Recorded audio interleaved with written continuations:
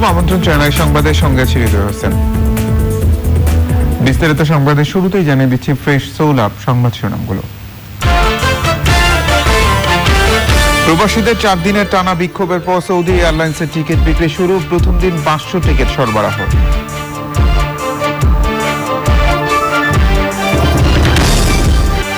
সত্তর বছর বয়সী ব্যক্তিকে ধর্ষণ মামলা থেকে নিষ্কৃতি দেওয়ার নামে প্রতারণা, হাইকোর্টে জাল কাগজ সহ প্রতারক আটক। এবং গায়ের জোরে ক্লিনিক হাসপাতাল পরিচালনা হচ্ছে বলে 2 মেয়রের অভিযোগ, শর্ত ভঙ্গকারীদের বিরুদ্ধে ব্যবস্থার ঘোষণা।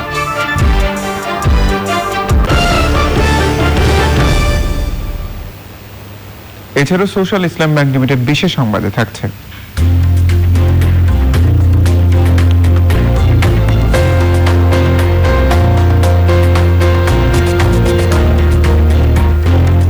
ভারতের ইতিহাসে প্রথম নারী শহীদ প্রীতিলতাকে নিয়ে ভালোবাসা প্রীতিলতা চলচ্চিত্রের মহরতের খবর।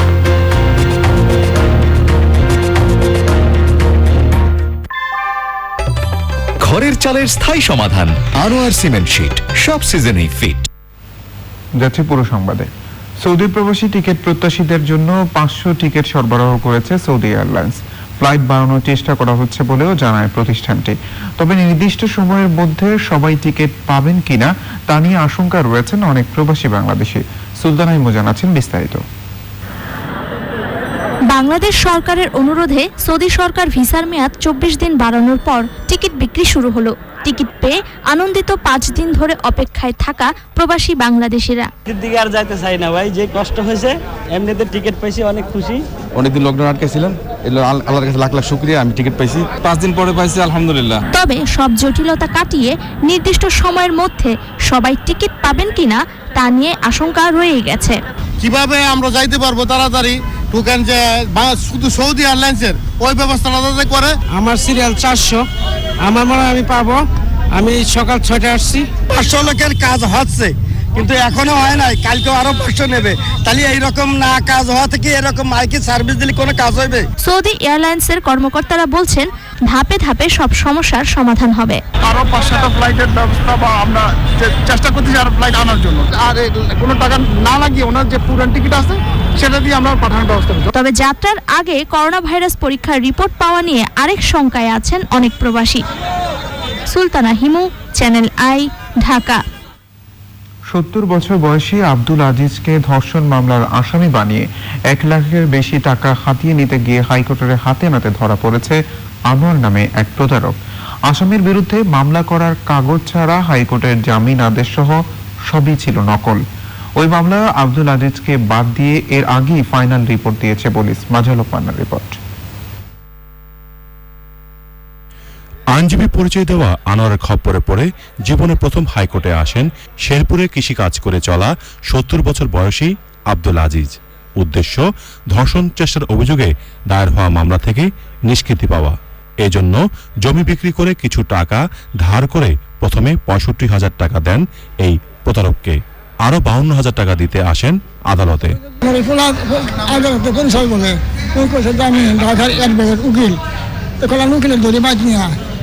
পরে উকিলের বাদ নিয়ে গেছিল, বাদ নিয়ে তখন আমি ওরে বাবা দায়ী দিয়েছি, পোড়া বাড়ি বনাইছিলাম। পরে কয়েছে আমি টাকা দেবেন, আমি মামলা শেষ করে দেবো। আইনজীবীর পরিচয় দেওয়া প্রতারক আনোয়ারের বাড়ি টাঙ্গাইল। ছেলের মাধ্যমে ওই প্রতারকের সাথে পরিচয় আব্দুল আজিজের।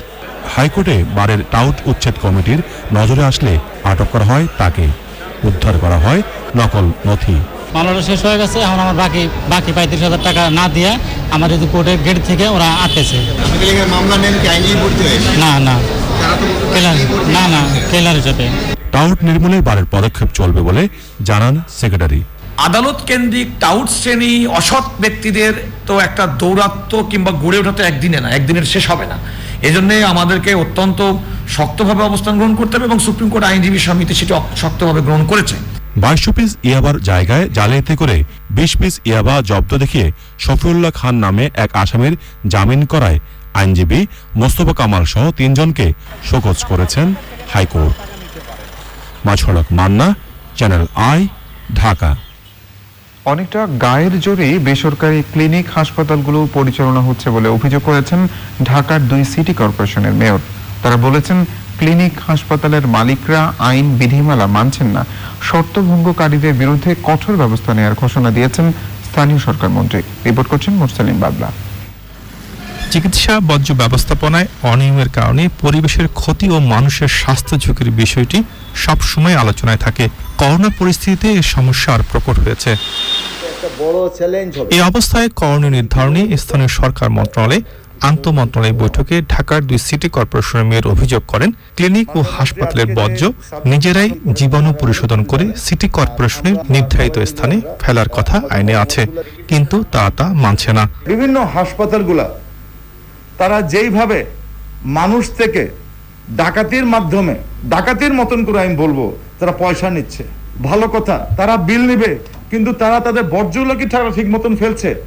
তারা তাদের বর্জ্যগুলা ঠিক মতো ফেলছে না। আমরা এখানে একটা বিধিমালাও করব, প্রবিধান করব, এবং সেখানে সুনির্দিষ্টভাবে চিকিৎসা বর্জ্য কিভাবে তারা ব্যবস্থাপনা করতে হবে এবং কি কি অবকাঠামো তাদের থাকতে হবে, 10 শয্যা হোক, 100 শয্যা হোক, 500 শয্যা, কোনটার কোন কি তাদের মানতে হবে, এই বিষয়গুলো আমরা তুলে ধরে আমরা তাদেরকে নিবন্ধনের আওতায় আনতে চাই। স্থানীয় সরকার মন্ত্রী অভিযোগ করেন, শুধু চিকিৎসা বর্জ্যই নয়, শিল্প বর্জ্য পরিশোধন ছাড়াই নদীতে ফেলা হচ্ছে। আমার মনে হয় একটা সময়ের ব্যবধানে এই ব্যবস্থা চলতে দেওয়া যায় না। আমি আজকের সভা থেকে এই কথাটা বলবো যে স্বাস্থ্য মন্ত্রণালয় এমন ব্যবস্থা নেবে যাতে আগামী 3 মাস 6 মাসের ভিতরে, অর্থাৎ একটা পার্টিকুলার টাইম লাইনের ভিতরে তাদের যে সমস্ত ড্রব্যাক আছে, অর্থাৎ যে সমস্ত ব্যর্থতা আছে, যে সমস্ত আপনার লজিস্টিক সাপোর্ট নাই, ওগুলো এনশিওর করবেন। আর না হলে তাদের ক্লিনিক অবশ্যই বন্ধ দেওয়ার জন্য আমরা মন্ত্রণালয়ের পক্ষ থেকে আমাদের মেয়রদেরকে উদ্বুদ্ধ করব। মন্ত্রী বলেন, সবাই যার যার দায়িত্ব পালন করলে সব সমস্যার সমাধান সম্ভব। মুরসালিম বাবলা, চ্যানেল আই, ঢাকা। বাংলাদেশ থেকে যাওয়ার প্রমাণ দেখাতে পারলে সৌদি আরবে প্রায় 40 বছর ধরে থাকা রোহিঙ্গাদের বাংলাদেশি পাসপোর্ট দেওয়ার কথা বিবেচনা করছে সরকার। সৌদি সরকার তাদের বাংলাদেশে ফেরত পাঠাতে পারবে না বলেও জানিয়েছেন পররাষ্ট্রমন্ত্রী। তিনি জানান, ওমান থেকে দেশে এসে আটকে পড়া প্রবাসীদের নিজ কর্মস্থলে ফেরানোর প্রক্রিয়াও শুরু হয়েছে। সামিয়া রহমান, প্রিমার রিপোর্ট। মিয়ানমার সেনাবাহিনীর নির্যাতনের মুখে পালিয়ে আসা রোহিঙ্গাদের প্রায় কয়েক দশক ধরেই আশ্রয় দিচ্ছে বাংলাদেশ। এখান থেকে আবার বিভিন্ন পন্থায় অন্য দেশেও গেছেন অনেকে। তাদের মধ্যে প্রায় 40 বছর ধরে সৌদি আরবে রয়েছেন 54,000 রোহিঙ্গা। সৌদি সরকার তাদের গ্রহণ করলেও পাসপোর্ট দিতে বাংলাদেশের ওপর চাপ দিচ্ছে। এদেশে না ফেরানোর শর্তে পাসপোর্ট দেওয়ার কথা ভাবছে ঢাকা। এইটা তোমরা পাসপোর্ট ইস্যুর অর্থ এই নয় যে আমরা তোমাদের দেশে বিতাড়িত করব। আমরা বলছি যে কোনো প্রমাণে দেখাতে পারে যে তারা বাংলাদেশে কোনো সময় ছিল, তাহলে আমরা অবশ্যই তাদের পাসপোর্ট ইস্যু করব। এর মধ্যে অবশ্য 462 জন এই রোহিঙ্গা, বাংলাদেশি রোহিঙ্গা বলে তারা বলছে, ওদের বলছে তোমরা নিয়ে যাও। এরা সবই বিভিন্ন রকম অপরাধের কারণে তারা জেলে। অ্যারাউন্ড 70-80 জন মনে হয় তাদের বাংলাদেশি পাসপোর্ট ছিল। তো আমরা যাদের বাংলাদেশি পাসপোর্ট ছিল তাদের আমরা ট্রাভেল ডকুমেন্ট নিয়ে আসবো। করোনা পরিস্থিতিতে ওমান থেকে দেশে এসে আটকে পড়া প্রবাসীরাও কাজে ফিরছেন। 1 তারিখ থেকে তারা যাবেন। কোভিড-19 PCR টেস্ট করতে হবে, আর mandatory 14 days quarantine after arrival in Oman. তাহলে আমাদের এই প্রবাসীরা, ওমানের প্রবাসীরা একটা সুখবর পেলাম। So we are in good shape. মধ্যপ্রাচ্য প্রবাসী সকল বাংলাদেশি শ্রমিককে তাদের কর্মস্থলে ফেরাতে সরকার তৎপর বলে জানান মন্ত্রী। Samia Rahman, Prima, channel I, Dhaka. Corona ভাইরাসে গত 24 ঘন্টায় 28 জনের মৃত্যু হয়েছে। এই পর্যন্ত মোট মৃত্যু হয়েছে 5072 জনের। মৃত্যুর হার 1.43। 24 ঘন্টায় সুস্থ হয়েছে 2139 জন। এ পর্যন্ত মোট সুস্থ হয়েছে 2,65,092 জন। সুস্থতার হার 74.59। এ পর্যন্ত মোট আক্রান্ত হয়েছে 3,55,384 জন। নমুনা সংগ্রহ হয়েছে 12,382 এবং পরীক্ষা হয়েছে 12,900। এই সময় শনাক্ত 1,540 এবং শনাক্তের হার 11.94।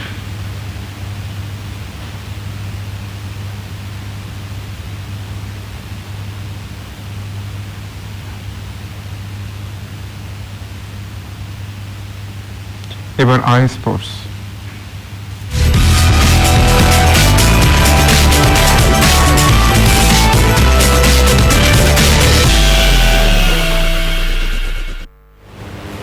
প্রিয় দর্শক, খেলাধুলার সব আপডেট নিয়ে আই স্পোর্টসে আছেন রাহুল রায়, আমরা যাচ্ছি তার কাছে। রাহুল। হৃদয়, আপনাকে ধন্যবাদ। দর্শক, আই স্পোর্টসে সবাইকে স্বাগত। আজকের আয়োজনের পুরোটাই ক্রিকেট নিয়ে, আর শুরুতেই টাইগারদের আপডেট। জাতীয় ক্রিকেট দলের শ্রীলঙ্কা সফরের ভাগ্য ঝুলে আছে এখনো। দুই বোর্ডের কেউই সিরিজ নিয়ে চূড়ান্ত সিদ্ধান্ত জানায়নি, তবে অনুশীলন থেমে নেই টাইগারদের। তরুণ ব্যাটসম্যান নাজমুল হোসেন শান্ত জানিয়েছেন ভবিষ্যতে আবারও টেস্ট খেলার সুযোগ পেলে লম্বা ইনিংস দিয়েই বাংলাদেশ দলের জায়গা পাকা করতে চান তিনি। বৃহস্পতিবার দলীয় অনুশীলনের পর তিনি আরও জানিয়েছেন, এতদিন পর মাঠে এসে পুরনো ফর্ম ফিরে পাওয়া কঠিন, তবে অসম্ভব নয়।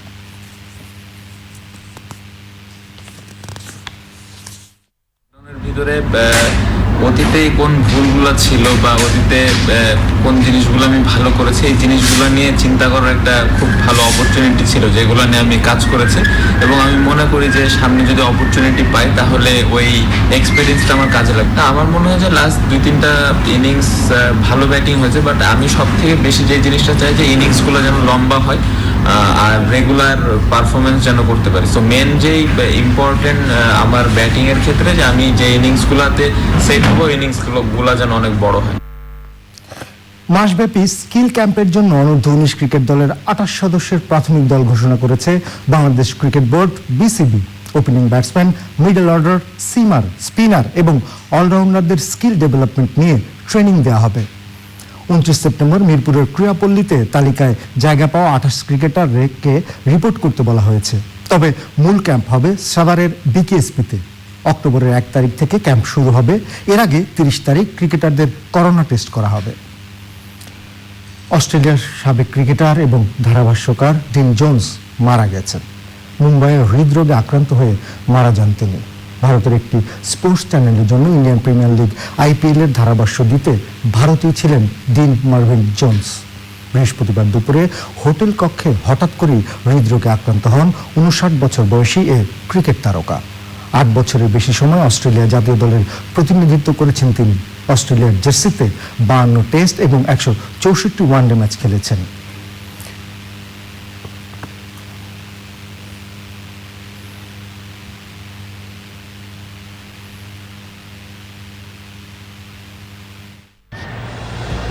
Dean Jones, what a fine player he was.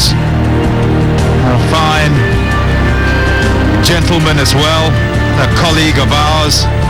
Much fun in the room whenever he was there, much fun in the box whenever he was up here. And you're absolutely right, Tommy. Brilliant on the field, a leader of the pack when it came to one-day cricket, the amount of runs he got and the kind of match winner he was, ahead of his times.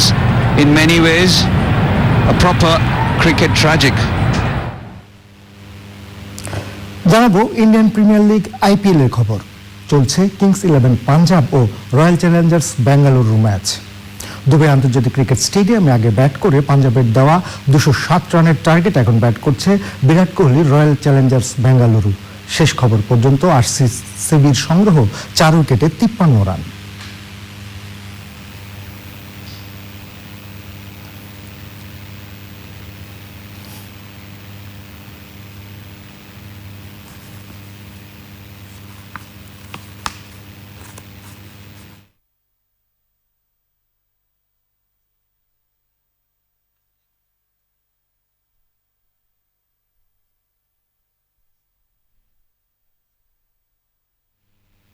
দর্শক, এই ছিল আজকের I স্পোর্টসে। ফিরে যাচ্ছি হৃদয়ের কাছে।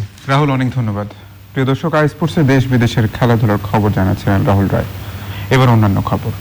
আওয়ামী লীগ সাধারণ সম্পাদক ওবায়দুল কাদের অভিযোগ করেছেন, বিএনপি নেতারা একদিকে বিদেশে বসে সরকার পতনের ষড়যন্ত্র করে, অন্যদিকে দেশে নির্বাচনের কথা বলে, যা তাদের ষড়যন্ত্রের রাজনীতি স্পষ্ট করেছে।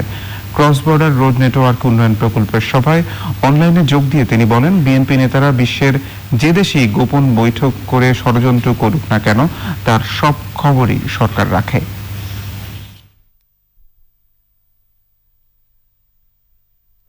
তারা বিদেশে বসে সরকার পতনের জন্য ষড়যন্ত্র করে আবার দেশে নির্বাচনে অংশগ্রহণের কথা বলছেন।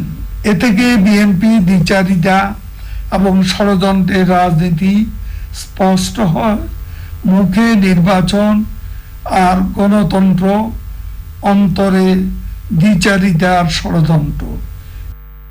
সংবাদের রিপোর্ট জানিয়েছে অশোক লীলা নিফা তটস বিরতি। আর বিরতির পর জানিয়ে ফিরছি, যুক্তরাজ্যে মে মাসের পর করোনার সর্বোচ্চ সংক্রমণ, যুক্তরাষ্ট্রের বড় অংশ এবছর ভ্যাকসিন পাবে না আশঙ্কা বিশেষজ্ঞদের।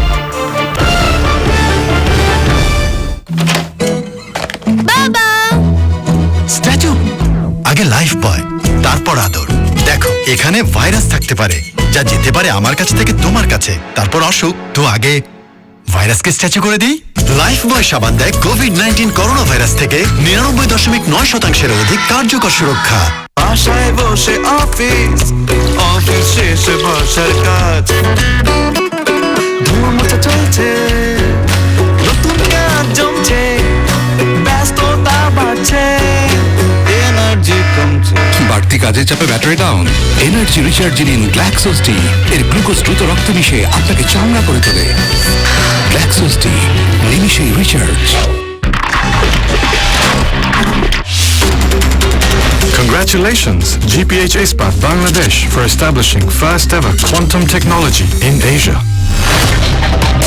স্টিল তৈরিতে ইতিহাসের সবচেয়ে উন্নত কোয়ান্টাম টেকনোলজি নিয়ে এলো জিপিএইচ ইস্পাত। এশিয়ার প্রথম ও বাংলাদেশের একমাত্র কোয়ান্টাম ইলেকট্রিক আর্ক ফার্নেসে এখন দেশেই তৈরি হচ্ছে বিশ্বসেরা কনস্ট্রাকশন স্টিল। জিপিএইচ ইস্পাত, দৃঢ়তার প্রতিশ্রুতি। বিরাট রিফ্রেশমেন্টের জন্য 7 আপের বড় বোতল এখন মাত্র 50 টাকা। কেন ব্যাংকটা ভাঙলে? মা, কি হয়েছে? টাকা লাগলে আমার কাছে চাইতে। তোমার বার্থডে গিফটের টাকা তোমার থেকেই নিতাম। তুই হয়ে গেলি বড় আমার গোচরে, যদি পাই ব্যথা তুই থাকি। তাই মায়ের ভরসা শুধুই ডেটল সুরক্ষা। করোনার এই সময়ে স্যাভলন হ্যান্ড ওয়াশ হক অ্যালামনাই অ্যাসোসিয়েশনের সভাপতি এ কে আজাদ, সংগঠনের মহাসচিব রঞ্জন কর্মকার এবং অন্যরা। ঢাকা বিশ্ববিদ্যালয় অ্যালামনাই অ্যাসোসিয়েশন বহির্বিশ্বের সাথে তাল মিলিয়ে বিশ্ববিদ্যালয়ের উন্নয়নে আগামী দিনগুলোতে আরো গতিশীলভাবে কাজ করে যাবে বলে আশা প্রকাশ করেন বক্তারা।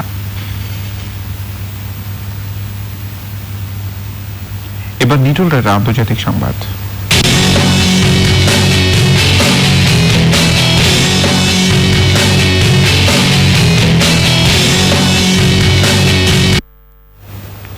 যুক্তরাজ্যে মে মাসের পর করোনা ভাইরাসের সবচেয়ে বেশি আক্রান্ত শনাক্ত হয়েছে। নিজেদের উদ্ভাবন করা এক ডোজের ভ্যাকসিনের তৃতীয় ধাপের ট্রায়াল শুরু করেছে জনসন অ্যান্ড জনসন। যুক্তরাষ্ট্রের জনগণের একটি বড় অংশ এবছর করোনা ভাইরাসের ভ্যাকসিন পাবে না বলে সতর্ক করেছেন মার্কিন সংক্রামক রোগ বিশেষজ্ঞ ডক্টর অ্যান্থনি ফাউচি। চলতি বছরের শুরুতেই কয়েক হাজার বাণিজ্যিক ফ্লাইট থেকে যাত্রীরা কোভিড-19 সংক্রমিত হয়ে থাকতে পারে বলে মনে করছে মার্কিন রোগ নিয়ন্ত্রণ ও প্রতিরোধ কেন্দ্র সিডিসি। করোনা ভাইরাসে আক্রান্ত হয়ে ভারতের কেন্দ্রীয় রেল প্রতিমন্ত্রী সুরেশ অঙ্গাদে মারা গেছেন।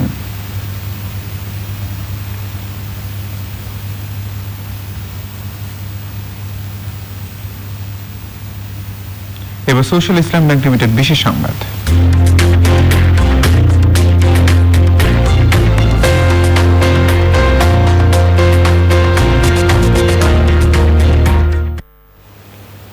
ভারতীয় ইতিহাসে প্রথম নারী শহীদ প্রীতিলতা ওয়াদ্দেদারকে নিয়ে ভালোবাসা প্রীতিলতা চলচ্চিত্রের মহরত হয়েছে। সরকারি অনুদানে কথাসাহিত্যিক সেলিনা হোসেনের উপন্যাস অবলম্বনে চলচ্চিত্রটি নির্মাণ করবেন প্রদীপ ঘোষ। রাজধানীর কাকরাইলে বাংলাদেশ চলচ্চিত্র ও প্রকাশনা অধিদপ্তরের মহরতে তথ্যমন্ত্রী হাসান মাহমুদ এবং চলচ্চিত্রটির অভিনেতা ও কলাকুশলীরা ছিলেন। শহীদ প্রীতিলতা ওয়াদ্দেদারের জীবনের সাহসিকতা তুলে ধরে তথ্যমন্ত্রী বলেন, ভারতের চলচ্চিত্রটি প্রদর্শনে সহযোগিতা করবে সরকার। বন্ধ ও পুরনো সিনেমা হলগুলোর উন্নয়নে সরকারের পদক্ষেপও তুলে ধরেন তিনি।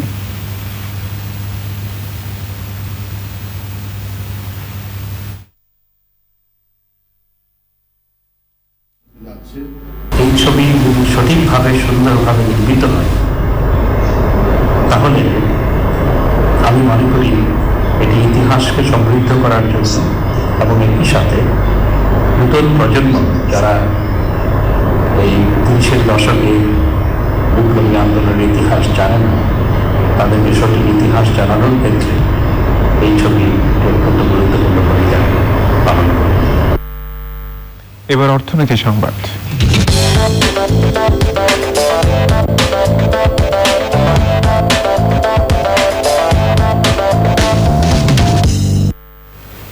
প্রধানমন্ত্রী শেখ হাসিনার ঘোষণা অনুযায়ী করোনা ভাইরাসে ক্ষতিগ্রস্ত ব্যবসায়ীদের ঋণ প্রণোদনা প্যাকেজের আওতায় ক্ষুদ্র ব্যবসায়ীদের ঋণ সুবিধার জন্য আইএফআইসি ব্যাংক ও বাংলাদেশ দোকান মালিক সমিতির মধ্যে সমঝোতা চুক্তি সই হয়েছে। এই চুক্তির আওতায় করোনা পরিস্থিতিতে ক্ষতিগ্রস্ত দোকান মালিক সমিতির ক্ষুদ্র ব্যবসায়ীদের বাংলাদেশ ব্যাংকের বিশেষ প্রণোদনা স্কিমের আওতায় ঋণ সহায়তা দেবে আইএফআইসি ব্যাংক। চুক্তিতে সই করেন আইএফআইসি ব্যাংকের উপব্যবস্থাপনা পরিচালক মোহাম্মদ নুরুল হাসনাত এবং বাংলাদেশ দোকান মালিক সমিতির সভাপতি মোহাম্মদ হেলাল উদ্দিন। এবারে চট্টগ্রাম সংবাদ।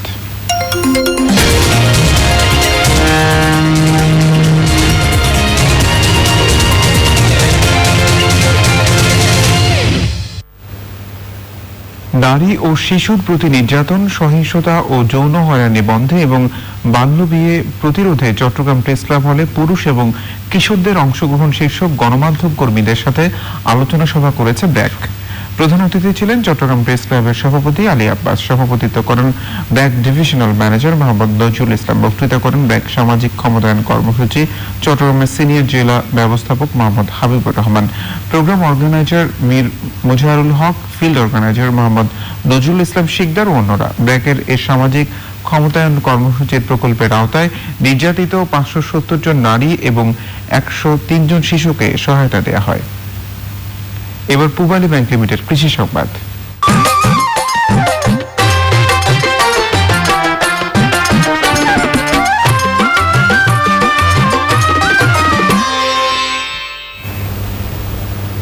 নওগাঁর বদলগাছিতে তুলসীগঙ্গা নদীর উপর মোহনপুর স্লুইস গেট দীর্ঘদিন ধরে মেরামত না করায় অনবরত পানি বের হতে থাকার কারণে কয়েক হাজার একর জমির ধান ডুবে গেছে। 15 বছর ধরে এমন অবস্থা চলতে থাকায় সর্বশান্ত হয়ে পড়ছেন বিলাসবাড়ি ইউনিয়নের কয়েক হাজার কৃষক। নওগাঁ থেকে ইমরুল কায়েসের পাঠানো তথ্য, ভিডিওতে সুদীপ্তা মাহমুদের রিপোর্ট। নওগাঁ সদর উপজেলার তিলকপুর ইউনিয়নের মোহনপুর মৌজায় তুলসীগঙ্গা নদীর ডান দিকে স্লুইস গেট নির্মাণ করা হয়। কালের প্রবাহে দীর্ঘদিন ধরে স্লুইস গেটটি অকার্যকর হয়ে রয়েছে। কয়েকটি গেট একেবারেই বন্ধ হয়ে গেছে, আবার 3টি গেট দিয়ে সবসময় পানি বের হতে থাকে। এতে কষ্টার্জিত ফসল হারিয়ে দিশেহারা হয়ে পড়েন কৃষক। এই গেট দিয়ে পানি ঢুকে আমাদের বিলাসবাড়ি মাঠের ধান আবাদ ফসল সবগুলি নষ্ট হয়েছে। ভাঙ্গা দুরা গেট আছে, গেট দুরা মেরামত হয় না। আজ 20 বছর তিনি এই জানা কেউ গুরুত্ব দেয়। নদীর পানি আসে, আমাদের ধান ডুবে যাচ্ছে, হাজার হাজার বিঘা জমি নষ্ট। এখন বর্তমান আকাশে কোনো বৃষ্টি নাই, অথচ আমাদের মাঠ ধান নষ্ট হয়ে যাচ্ছে। এই যে আমাদের ধান এইরকম, আমাদের আগুন দীর্ঘ দিন হাজার হাজার বিঘা জমি সমস্ত ধান আমাদের ডুবে আছে। স্লুইস গেটটির অবস্থান নওগাঁ সদর থানায় হওয়ায় কিছুই করার নেই বলে জানালেন বিলাসবাড়ি ইউনিয়নের চেয়ারম্যান। এটা পানি উন্নয়ন বোর্ড এটাকে দেখভাল করে। আসলে আমরা ছোট জায়গায় চেয়ারম্যান মেম্বার ইউনো স্যারকে বলতে হয়, ইউনো স্যার ওইখানে বলে, অনেক সময় পানি উন্নয়ন বোর্ডকেও বলা হয়, তারা তেমন গুরুত্ব এই বিষয়টাকে দেয় না। বিষয়টি আমলে নিয়ে দ্রুত স্লুইস গেটটি সংস্কারের উদ্যোগ নেওয়া হবে জানিয়েছে নওগাঁর পানি উন্নয়ন বোর্ড। কিছু কিছু মানে সময় এটা গেট অপারেটিং এর বেশ সমস্যা হয়। এবছর আমরা আমাদের যে বরাদ্দ চেয়েছি রিপেয়ার এবং মেইনটেনেন্স খাতে, সেই খাতের বরাদ্দ পেলে আমরা মোটামুটিভাবে রিপেয়ার করতে পারবো। ভুক্তভোগী কৃষকরা স্লুইস গেট সংস্কারের উদ্যোগের দ্রুত বাস্তবায়ন দেখতে চান। Sudipta Mahmud, channel I. এখন দেখবেন প্রকৃতি সংবাদ।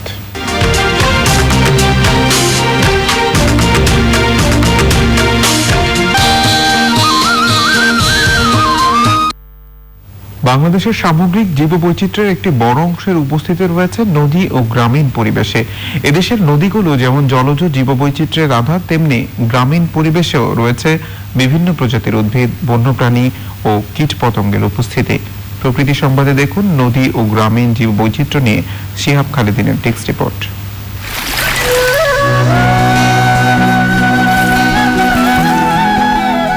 নদ নদী ও গ্রামের দেশ বাংলাদেশ। এদেশের প্রতিটি গ্রাম প্রাকৃতিক পূর্ণতার এক বিস্ময়।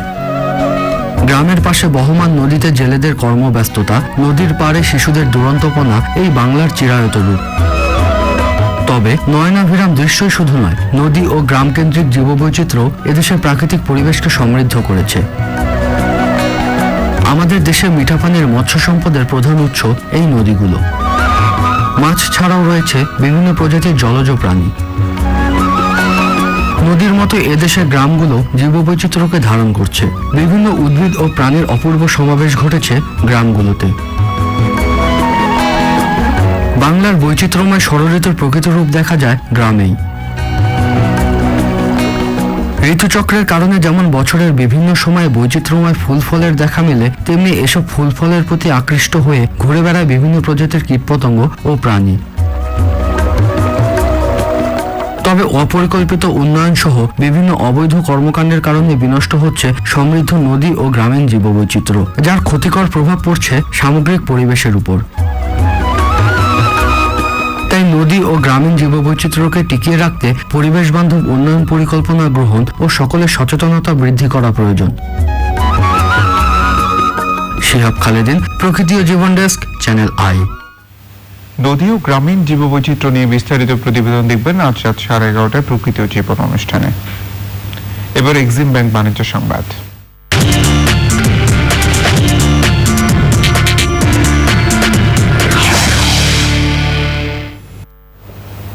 শরিয়া ভিত্তিক আধুনিক ব্যাংকিং সেবা প্রদানের লক্ষ্যে চট্টগ্রামের রাঙ্গুনিয়ার মোগলের হাটে ফার্স্ট সিকিউরিটি ইসলাম ব্যাংকের মোগলের হাট উপশাখা চালু হয়েছে।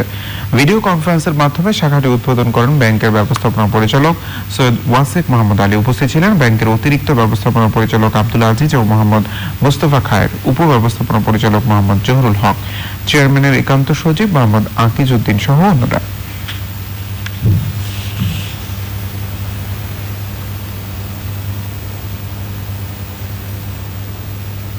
সংবাদে আবার নিচ্ছে অশোক লিনা নিফাত অটোস বিরতি।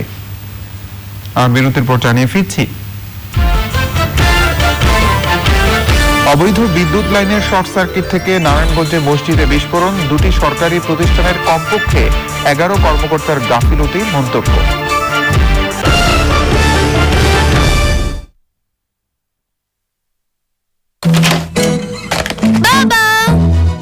স্ট্যাচু আগে লাইফ বয়, তারপর আদর। দেখো এখানে ভাইরাস থাকতে পারে যা যেতে পারে আমার কাছ থেকে তোমার কাছে, তারপর অসুখ। তো আগে ভাইরাসকে স্ট্যাচু করে দিই। লাইফ বয় সাবান দেয় কোভিড-19 করোনা ভাইরাস থেকে